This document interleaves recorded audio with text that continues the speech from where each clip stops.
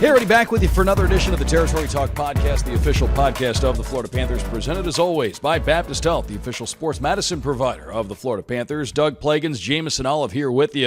It's been a busy time, so the podcast has been busy here lately. We've been cranking out a handful of episodes here lately, but before the team hits the road today for this 4-game trip, Brad Marchand introduced to the media as a member of the Florida Panthers for the first time, and great at the podium. As we expect, and as he has been throughout his entire career, you could tell engaging, excited to get to know his new teammates even further, and had a lot to say not only about joining the Panthers, but about how the trade process went down, things, with the Boston Bruins, showed his appreciation for that organization, the only other organization he's ever played for. It was a media availability that was, I'd say, Jameson, about 20 minutes in length or so, and we covered a lot. Yeah, and we'll get to it all here in a second. We'll play the whole thing. It's all good stuff. Just great answers. Right away, you can tell. We have no idea how it's going to fit on the ice until he gets on the ice. We all assume it's going to look great, but you can tell vibes fit right away, and the vibes were great. You can tell he's excited, obviously emotional, talking about having to leave Boston, as you would be after 16 seasons, the only life you've ever known up there in Beantown. So that being said, he said, when he talked to Don Sweeney and those guys, and they started to realize it wasn't going to work out, that this is the one place he wanted to go. This is a team that he sees as that chance for him to win the Stanley Cup again. Let's not forget, he's a Stanley Cup champion, but that was 14 years ago now at this point. So you start to see that window closing. You think about glory one more time, and you want to get another one, and he wants to do it here with the Florida Panthers. So that's exciting. Funny guy, as we all expected, and one of the best things I like that he said is, the best thing about hockey is no one takes things personally. The Panthers have had some brutal battles of Brad Marchand, and vice versa. The Panthers have had a lot of things against Brad Marchand over the years, but that's hockey. That's why it's great. But the moment he gets in that room, they're all best friends, and they all love each other, and they're all going to go to battle for each other now. They're not battling against each other. They're battling for each other now, and he had a great line about Nico Mikkola running into him and saying, "I'm glad you're not going to be running me anymore now that every time I have the puck," which is hilarious and great. But yeah, just as far as a day one intro to the market, to the media, and meeting his teammates, just awesome guy. He wants to win. I was going to say, he mentioned he bumped into Nico in the hallway, said he's looking forward to being on his side, not opposing sides. Mentioned that the Four Nations experience playing with Sam Bennett, with Sam Reinhart, he got to see what quality individuals they are, and that just furthered his excitement to be here and be a part of this group. Said that players like Sam Bennett, like Matthew Tkachuk. He specifically mentioned A.J. Greer as well, a former teammate of his in Boston. A lot of dogs. These are guys that you'll want to go to battle with. He said that was the line that he used. Guys that you'll want to be teamed up with, especially when it gets down to a playoff run. And that's the other layer to all this. He wants to win. He's here because he wants to win, and I have no doubt in my mind he's going to be a seamless fit for Brad Marchand here as a Florida Panther. Whichever line he ends up on, whichever situations he ends up playing in, it's going to be a great fit. So great to see the way that he, again, was introduced to the media, everything he had to say, said all the right things. It's sincere. He's excited about it, talked about how strange it was to throw the Panthers gear on at first. For the first time. He'd only ever been a Boston Bruin. 63 is going to be hanging in the rafters at TD Garden sometime down the road, I would imagine. There's no doubt about that. But just a great overall introductory press conference for Brad Marchand. It was, Doug, and we've talked a lot about it here. Now let's just play it. Let's get to it. So here's about 19, 20 minutes of just pure, unfiltered Brad Marchand from this morning's introductory press conference. Obviously, it's sad to leave a place that I look at as home. I had a lot of great memories in Boston and a ton of incredible years there. But it's extremely exciting to be part of such an incredible group. And when I walked into the room the other day, I literally had flashbacks to back in the year that we won and some of the groups that we've had over the year that I looked at as an incredible chemistry and incredible culture. And when you walk in here and you see the way the guys interact and the relationships that they have, and not just within the room as players, but with their staff and their coaches and management, it shows why they've been, the pillar in the league the last few years. So I'm extremely excited to be part of the group and really looking forward to getting back on the ice and becoming part of the group here. Hey Brad, Jameson Olive here with the Panthers. Obviously, you've only had one team in your career, but now you are new team, new building, new logo, new gear. Just at this point in your career, how How's it exciting look? is the idea? It looks great. Yeah, you're a good liar? Red's a good color. I thought it brings up my eyes. At this point in your career, just how exciting is the idea of something new? How much is that invigorating you? Yeah, the way I look at these things is it would have been an incredible opportunity to be in Boston and play in one place my entire career.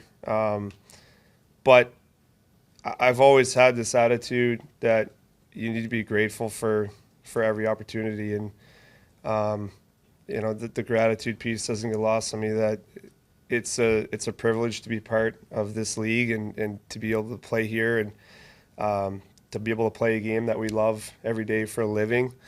And so when the trade happened, like I said, I was disappointed and I was sad, but I'm still extremely grateful that I get to come to an incredible place, an incredible team, a very, very, very competitive team.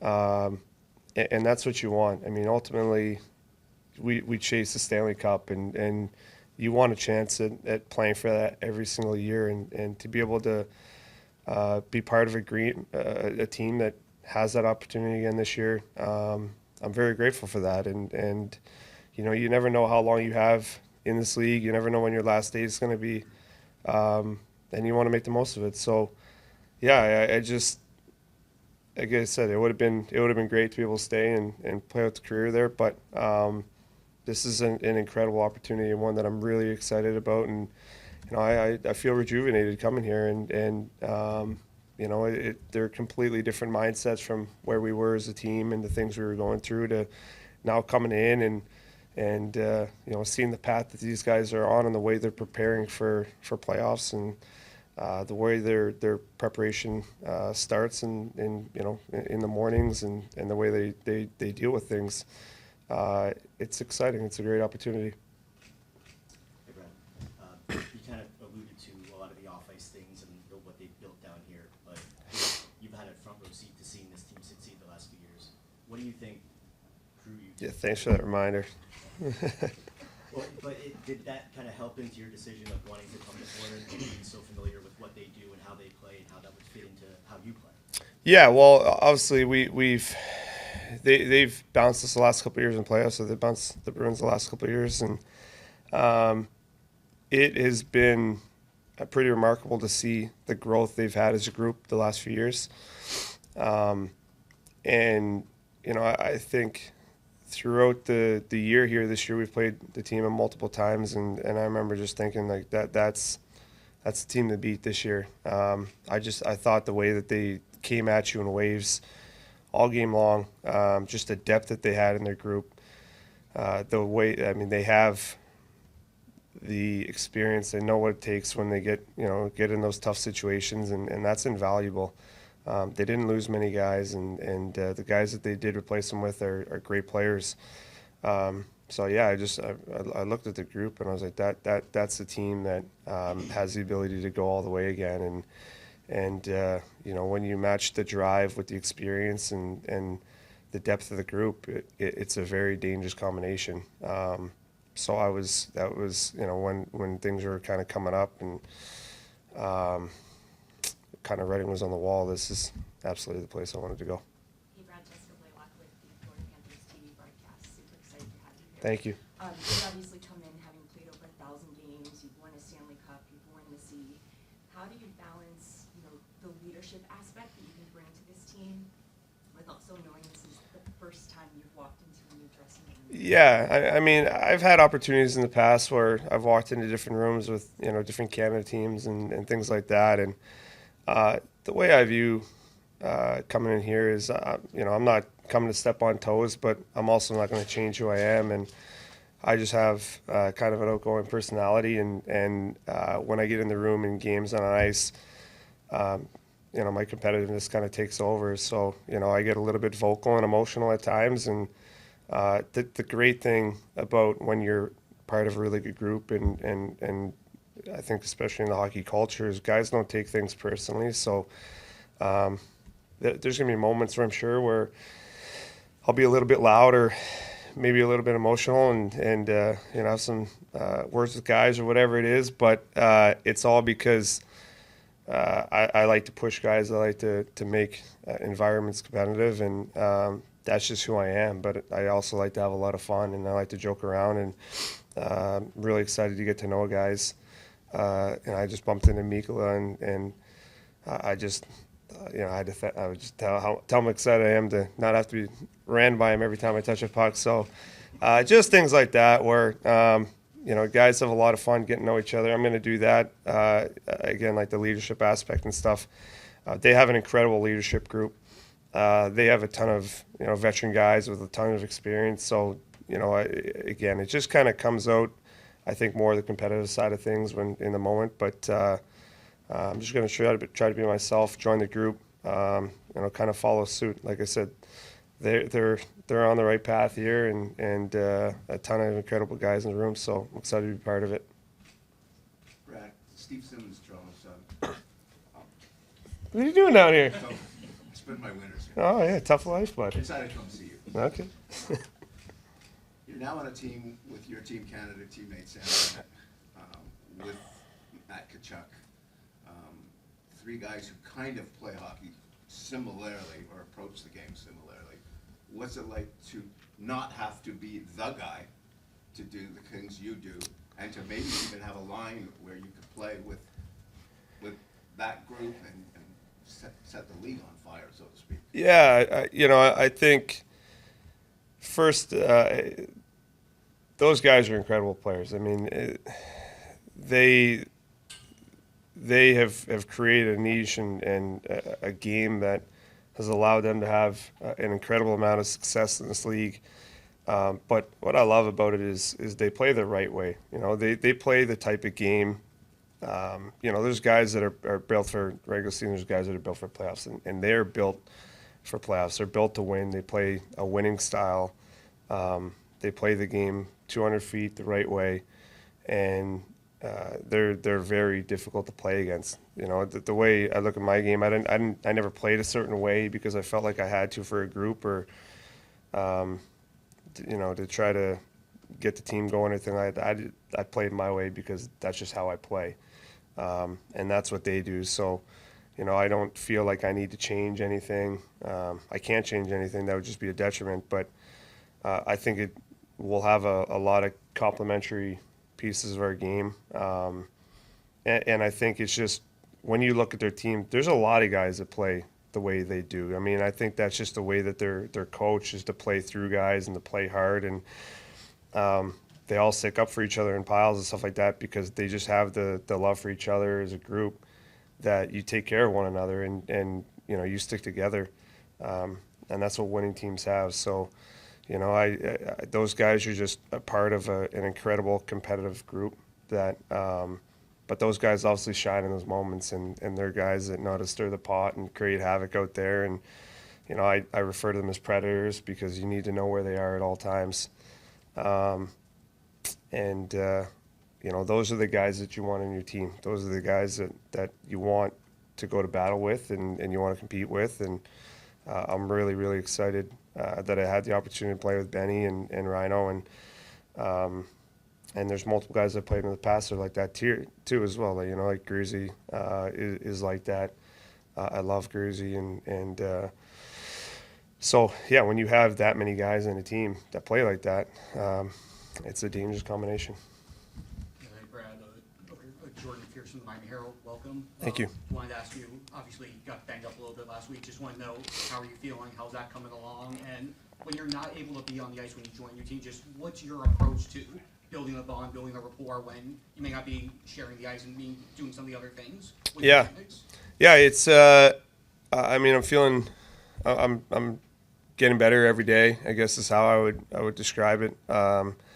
Not sure. We're actually going to do more today. The team had a day off yesterday, so I unfortunately didn't get to spend as much time with everyone as I would have liked to.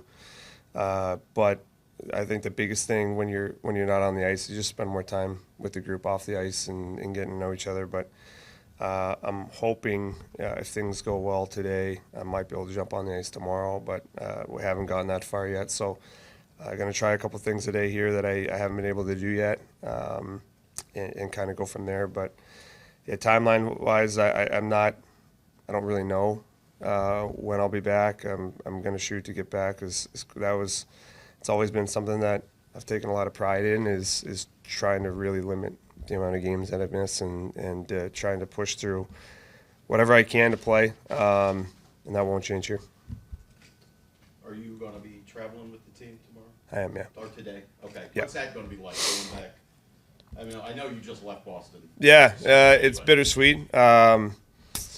It'll be great to go home, and the guys were all on the road when I got traded, so I didn't get to see a lot of the guys before I left. So it'll be nice to be able to see guys and kind of say goodbye. Great to see the family again and get a bunch of my stuff. So it's great to go home. It'll be very weird to be there as an opposing team, yeah. So I guess it's nice, but it'll be sad a bit too. Could you walk us through how Friday went down, that last hour? We had heard reports that you were talking about coming closer on an extension, and then when did you just say, and how hard was it to flip that switch to be like, okay, we're done here? Yeah, I think the biggest thing for me is I have a tremendous amount of respect for Cam and Sweens and Charlie. The guys in there that are making the decisions. I've obviously been there a long time. I've gotten to know them very well, not just on a business relationship, but as a personal relationships as well. We have very great friendships, and it's very tough when you have to deal with the business side of things. But we made an agreement, or we had a conversation when things started, that we weren't going to make it public at all. Nothing good comes in these situations when you start talking about the details of the behind the scenes of how these things go down. So I'm really going to try to stay away from it. We obviously were working to try to get an extension done, and Sween said it the other day, there was a gap. We talked all the way up to, I think it was maybe the day before, the night before the trade deadline, and we didn't talk the final day. But we both felt that we had a position, and ultimately we didn't get it done. But I do want to kind of clean up, because I've seen the last few days just the narrative that's been going around. I want to kind of set the record straight. Like, I don't have any ill will towards the management group, towards Sween's, Cam, or Charlie. I've had an incredible run in that organization, and I'm extremely proud.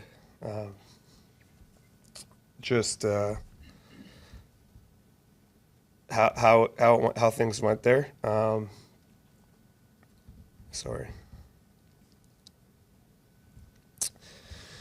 So yeah, it was very disappointing that things didn't get done, just because obviously I love the organization. I wanted to stay there. But at the end of the day, I also know that business is business, and every player has a shelf life. And regardless if that's when we want it to be or not, sometimes there's things out of our control that dictate situations. If we were in the playoffs at that point in time, we'd probably be having a much different conversation. And I know that. It's something we had talked about previously, but we weren't. And at that point, very tough decisions have to be made. And the one thing that I always respect, I told Cam and Sweens this, is they have a job to do, and they have to make the best decisions for the team. And I completely understand where the decisions need to be made.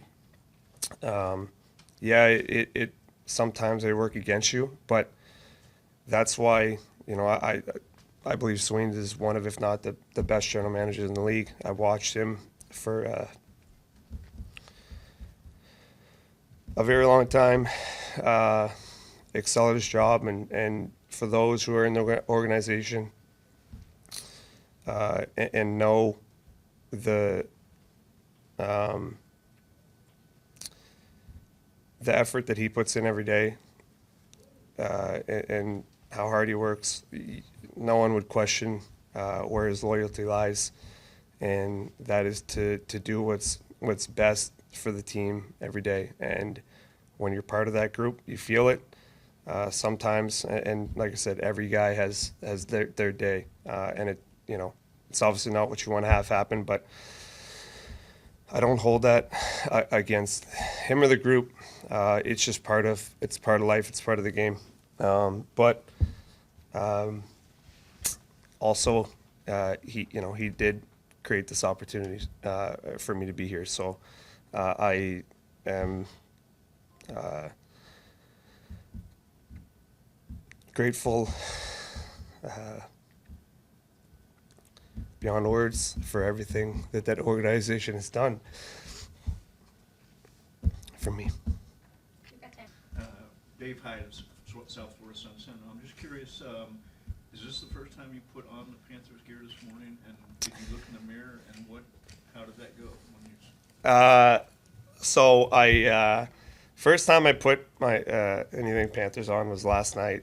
I was FaceTiming my kids, and we were about to hang up, and there was a hat on the table, and I was like, before you go, look at this, and I put it on, and it it was a weird feeling, but this is the first time I've been decked out, in the uniform. But it's starting to reality is setting in here, and starting to feel like I'm part of the group. It's been a whirlwind the last few days, so once you get in here, all the guys are around. You start feeling part of it. Like I said, you get some laughs, you get some emotion, you get a little bit of everything in that press conference. And just a guy I know we're both looking forward to just talking to more and getting to know a little bit more over his time here. But I got to say, as you talk about Matthew Tkachuk, as you talk about Sam Bennett and Reinhart and all the guys, and the list goes on, and we all know Brad Marchand's a dog. He's an absolute dog. He's joining a room full of dogs. Is there any team in the league, Doug, that has more dogs than the Florida Panther? The dogs per 60 is off the chart. I can't think of one. They're at the top. It kind of used to be the Bruins, but not anymore. Or they were the only ones in the ballpark. Exactly.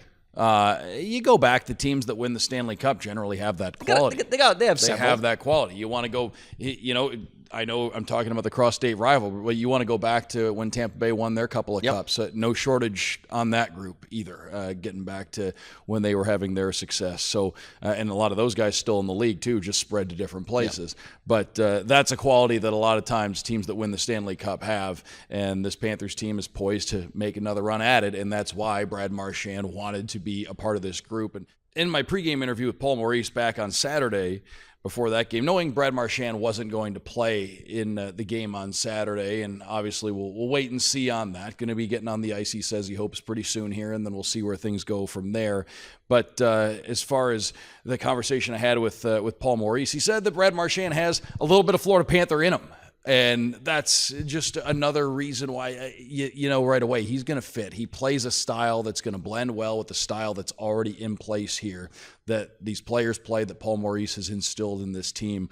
It's going to be a good fit. And I thought that was a pretty cool line, saying that he's already got a little bit of Florida Panther in him, especially considering he comes from one of the Panthers, if not the Panthers' top rival of the last few seasons. And he's already got a tan, he says. So that's great to see that. But like you said, Brad Marchand, we don't know when he's going to join the team, but we'll just obviously keep an eye on that. Stay tuned, FloridaPanthers.com. It's going to happen here at some point. But there were some other new guys that already got on the ice for the Florida Panthers. So to kind of close out this episode, we got to see Nico Sturm. We got to see Vitek Vanacek. Seth Jones we've seen for a couple games now.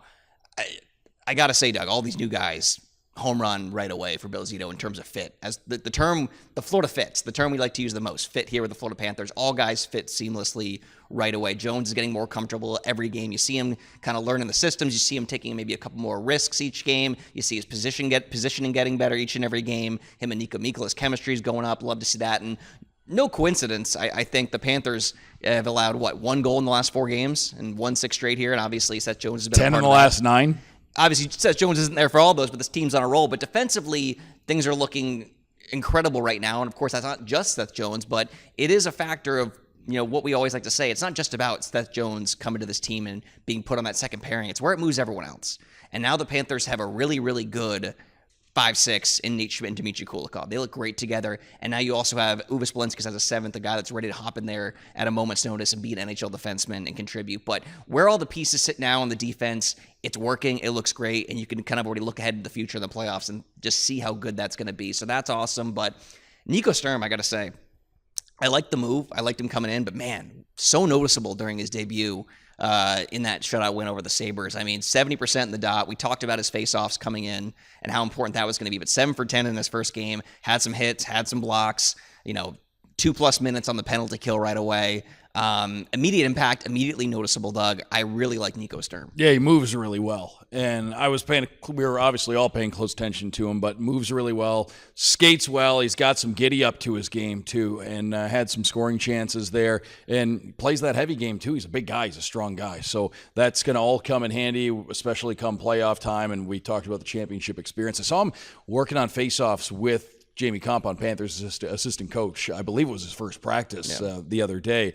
He had the stick flipped upside down, and he was drawing him back with the knob of the stick, and just one after another, rapid fire, and it showed I know he wasn't facing off against anyone, but the way how rapidly Jamie was dropping the pucks and Nico was pulling him back with the knob of the stick, it was just a great display of coordination, something that really caught my attention during his first practice. He talked to us about just how much time he invests in faceoffs, whether it's on the ice, whether it's watching video. He's a student of that part of the game in particular. Yeah, and it's so valuable, especially come playoff time. And you can't do much better than Vitek Vanacek did in his first game as a Panther, a shutout. And, for him... A shutout and the fan chance. He's already been there one game, already got the Vanny chance going. So he's already getting the support from everybody, but made some really nice saves, showed that he's going to be a valuable piece down the stretch. The Panthers have a handful of back-to-backs, so there are some built-in starts, you'd imagine, for Vitek Vanacek down the stretch for the Panthers. And coming from San Jose,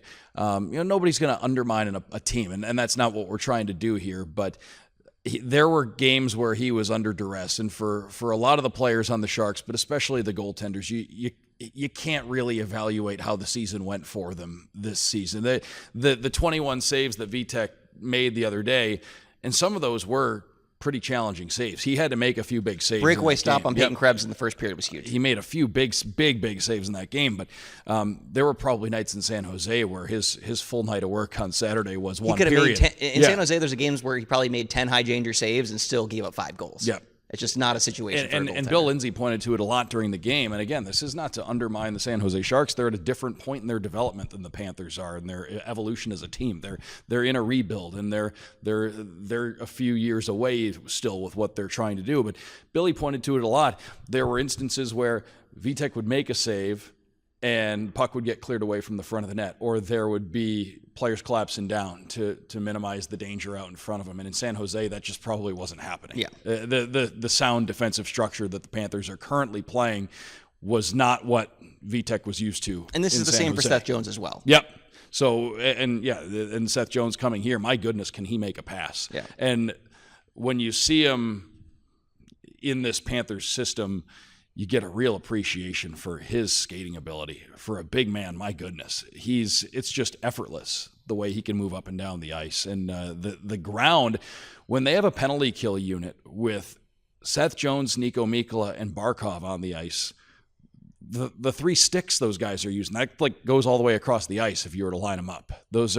How do you get the puck around those guys when they're out there as a penalty kill unit? So these moves that Bill Zito made, not just talented players, but checking a lot of underlying boxes and a lot of little items that could come in handy come playoff time. This this team that looked like it might have been the deepest in the Eastern Conference 10 days ago is even deeper now. They are. And one more thing I'll say about Nico Sturm and Vitek is, Sturm said it after the game, is just how good it felt to win a game. And once again, no disrespect to the Sharks. They're rebuilding, but they did not win a lot of games over there. Especially look at like that, a kind of a in control, full 60 minutes, just clinic. And a win that he could point to and say, I made an impact. Like, I really helped. You look at my numbers, you look what I did, that contributed to the win. Where he was saying, when you're on a rebuilding team and when you're losing so many games, a fourth-line penalty killer can't say they did much most games.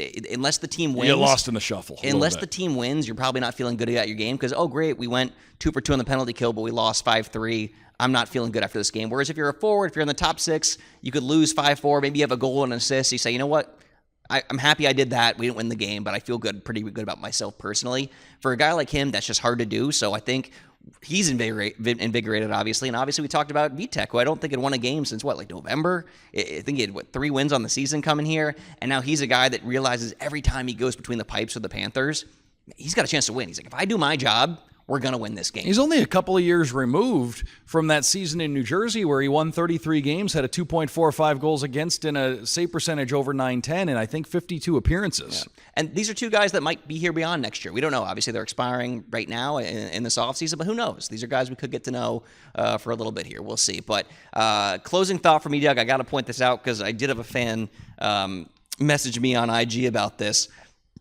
I said that there would already be Brad Marchand jerseys Game 1 against the Sabres. Not only were there multiple, they sold out in Pantherland, the initial batch. And I did have a fan say, he didn't claim to be the first, but he said one of the first, sent me a DM. So you were way wrong on that one. They're flying off the shelves right away. They are. I guess you thought just production might have taken a day or 2. Yeah, I did. I didn't know that we'd have them that readily available that quickly, but there they were. Kudos Supply to everybody and demand. and everybody at Pantherland. Great job having those things ready. I know we're at the Iceplex right now. I'm not sure if there are any downstairs in the Pantherland here just yet, but I would imagine if they're not there yet, we won't have to wait too long based on how things went the other day at Amerant Bank Arena. Panthers embarking on a trip that'll be 6 games in length. Tuesday in Boston, so that's tomorrow at the time of this recording. We're recording before the Panthers hit the road. Thursday, the Panthers in the Leafs. First of 3 remaining games between the Panthers and Toronto, and those 3 games could very well decide first place in the Atlantic Division, so a lot on the line there. Panthers will be in Montreal on Saturday, and then at the Islanders coming up on Sunday, and then there will be a few days between games. The Panthers will have a Thursday the following week matchup in Columbus, and then a week from Saturday, Jameson, in Washington. If Alex Ovechkin goes on a torrid stretch between now and then, he might be knocking on Gretzky's door come a week from Saturday. We'll just have to wait and see. And who knows? Maybe it's old friend Vitek Vanacek that has to shut him down in that game. Who knows? Maybe. Can't wait. So we'll wait and see, and we'll just get a feel for how things look as that date approaches. That's just another subplot to what that game could bring. Then the Panthers will be back home for the second end of a back-to-back, actually, on the 23rd. Sidney Crosby and the Pittsburgh Penguins coming to town. So FloridaPanthers.com, SeatGeek.com, 954-835-PUCK to get your tickets. That's it for us. Panthers at the time of this recording about to practice, and then we're going to bolt off to the airport and hit the road here. So Panthers and the Bruins coming up on Tuesday. We'll talk to you throughout the road trip. Check FloridaPanthers.com for all the latest information. For Jameson Olive, I'm Doug Plagens. This has been Territory Talk, the official podcast of the Panthers, presented as always by Baptist Health, the official sports medicine provider of the Florida Panthers. We'll talk to you next time.